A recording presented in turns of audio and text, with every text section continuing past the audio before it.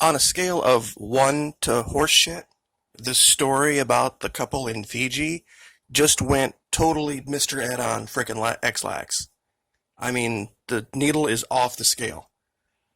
The story was fishy before, but I thought, we'll let this be. Maybe just things happen, weird quirks. Not now, kids. The game is up. They're lying. They're totally not even trying to make any kind of pretense at a logical series of events now. A story just broke a couple of hours ago.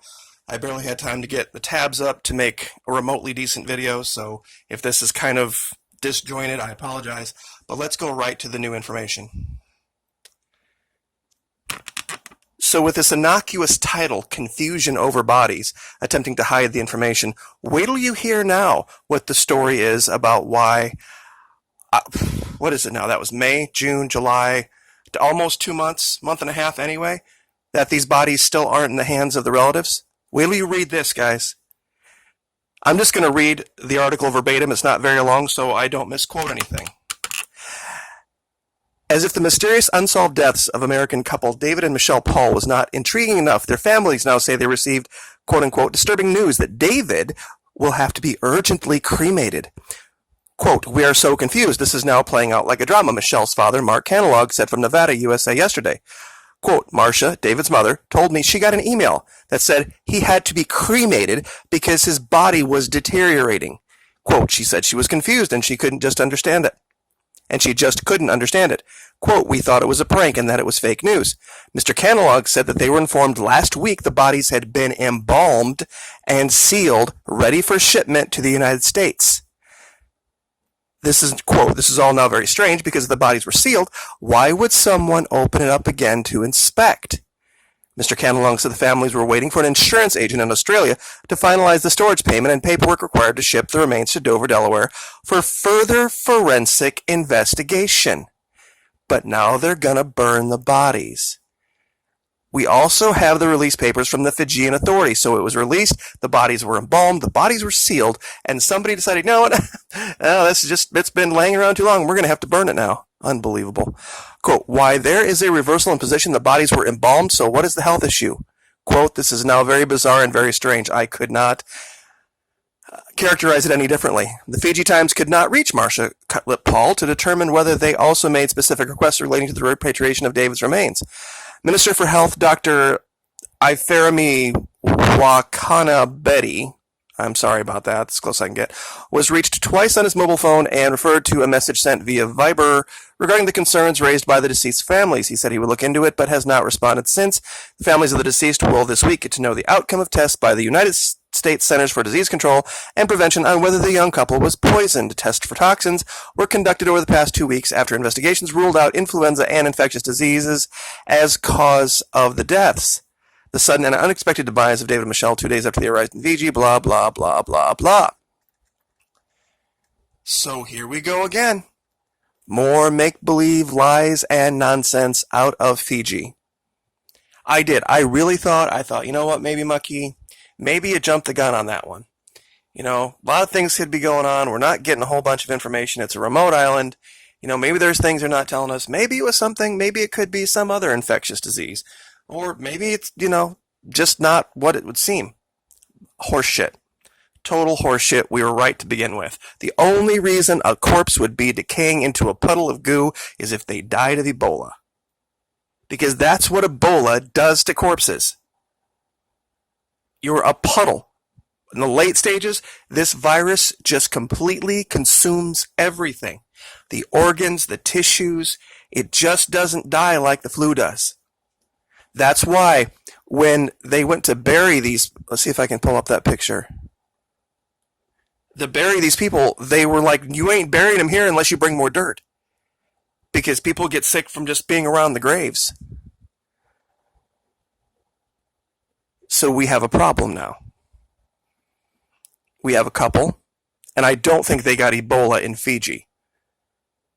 And the only other place, it really narrows it down. We've got California, we've got Nevada, we've got Texas, possibly Australia. No way. And then we had this story here. That's why I had this pulled up. Strangely enough, Korean Air. It was the only non-Southern Pacific airline that serviced Fiji. They pulled out all flights. Nope. They're not going to go down there anymore. They know something. I guarantee it. They know something.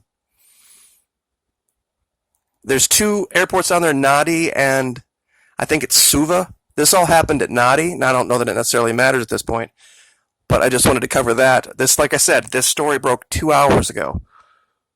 I was all ready to just kind of turn in for the night and do some things, and I want to give credit where credit is due. Pardon me. I'm so sorry. I should have done this to begin with.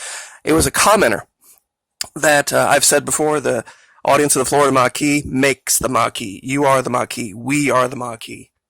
That's why this channel is not going to carry my name. I'm not a leader. I'm a member of the Maquis. Look up what that word means, and it refers to the Corsican shrubland. They couldn't find the Maquis in World War II because they just disappeared. They were ubiquitous. They were everywhere. And this is what we need. But the commenter, O'Reilly, O-H space, capital R-I-L-E-Y, FM, check out front page headlines, Fiji Times, July 9th, says confusion over bodies. And basically what I told you is what this person relayed to me. I would not have probably seen this because I had let the story go at this point because they were going to strangle all the information. But now, seriously? Once again, just to review, now they had to cremate one of the bodies because it was so badly decomposed after having been embalmed and sealed that it couldn't be transported.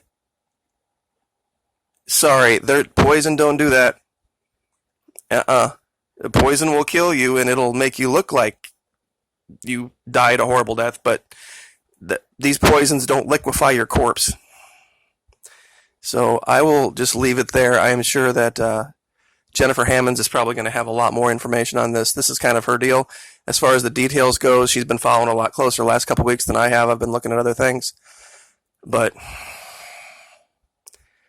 I just don't know how. They must think we're stupid. That's all I can say. They think we're stupid. If they think we're going to buy this bullshit story about this couple. They don't just show up, get sick, die within 48 hours, and have it be, they rule out poison, and apparently now they're sending it to the CDC, and they're going to do further investigation. 6 weeks in, 8 weeks in, it was May 22, it was Memorial Day. It's already been the 4th of July, and they don't know what killed these people? Yeah, no, sorry. I know there's a lot of things that I cover that I would rather err on the side of caution. So maybe I might make a leap where other people wouldn't. But in this case, I don't think we have to leap very far. So, anyway, I guess I will just leave that there. And like I said, Jennifer Hammonds probably going to have a lot more to do on this as more information comes out. She has actually been in contact with the family.